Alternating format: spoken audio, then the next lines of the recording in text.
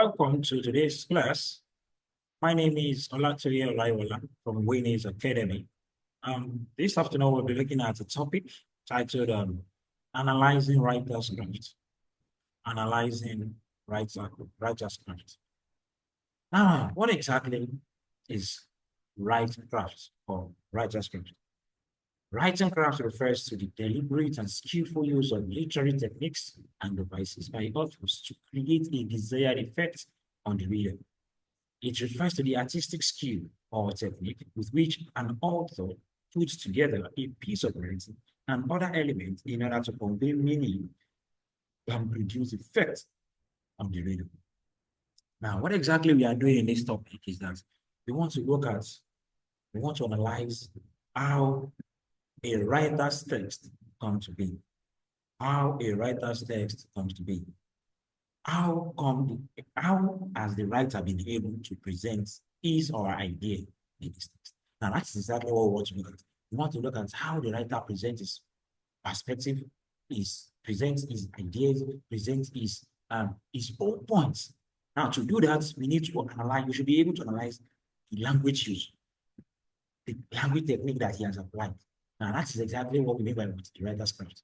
The technique that the writers has employed deliberately. Now, it is said to be deliberate, that a writer writes a piece of text in a deliberate way. A writer chooses the deliberate way that he wants to present the ideas. Now, there can be two types of text. We can have literary text and non-literary text. Well, our focus in this class is going to be on non-literary text. In the next class, probably in the next class, we are going to look at texts that are literary. So, because there are different techniques that we can apply to these categories of text, both literary text and non-literary text. Techniques we apply to them are not the same. So, we are going to start today with non-literary text technique. Now, what is going to be our learning objective? By the end of this lesson, students should be able to analyze and demonstrate understanding of how writers achieve effects, focusing on techniques used to engage the readers effectively.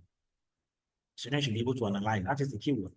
Students must be able to analyze. You should be able to analyze and demonstrate understanding of how writers achieve effects.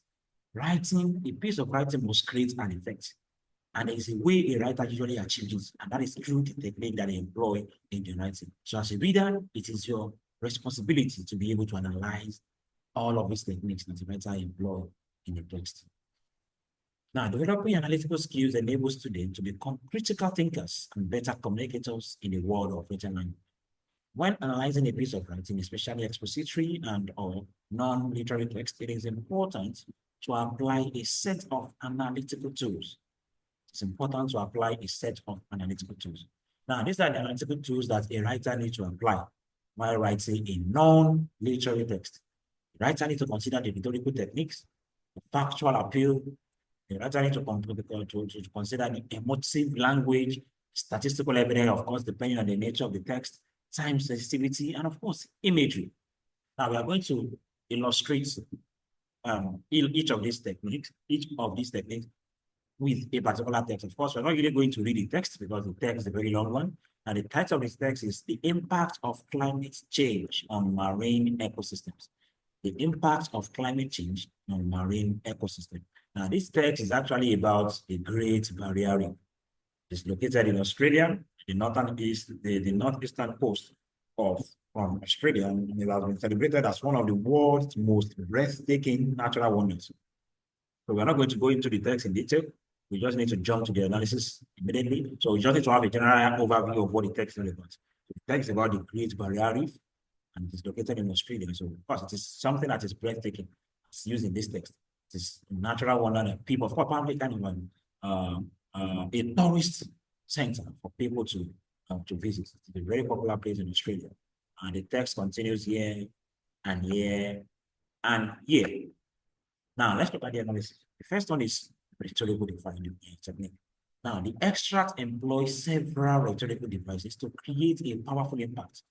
And the use of the epithets, a marvel of nature. By epithets, we mean a descriptive adjective. Now, rhetorical device has to do with much of adjectives, the use of the preponderance of adjectives, the continuous use of adjective, descriptive adjective So the Great Barrier Reef is described as a marvel of nature, and also the most breathtaking natural wonders. That is in page 1. It emphasizes the Great Barrier Reef significance, evoking awe and concern. Now, this description makes us to wonder, wow, this is how great this Great Barrier Reef can actually be. Now, the phrase is gravest threat, catastrophic impact, establishes a sense of urgency, urging readers to take immediate action. Now, these techniques appeal to the reader's emotions, making them more invested in the issue. Now, look at the factual appeal. The writer uses factual information, citing rising sea temperatures and ocean acidification on page 4, or let's say line 4, as causes of coral bleaching. Now, by grounding the argument in scientific evidence, the writer establishes credibility and persuasiveness, making it harder for readers to dismiss the claim. Now, this particular technique is more suited and more appropriate for article writing on scientific text, or when you want to prove a point and you need to back up with facts. So then you need to appeal to what? To factual, you need to appeal to facts. So we call it factual appeal. So this text, we have references to scientific backup, scientific arguments, rising sea temperature, ocean acidification, and all of that. So factual appeal is also one of the techniques that we deploy when you want to analyze a text that is non-literary. And of course, emotive language. You need to consider the emotion, you need to input a bit of emotion in any writing. So phrases like widespread decline and loss coral colonies, alarming insights, staggering loss, a profound blow.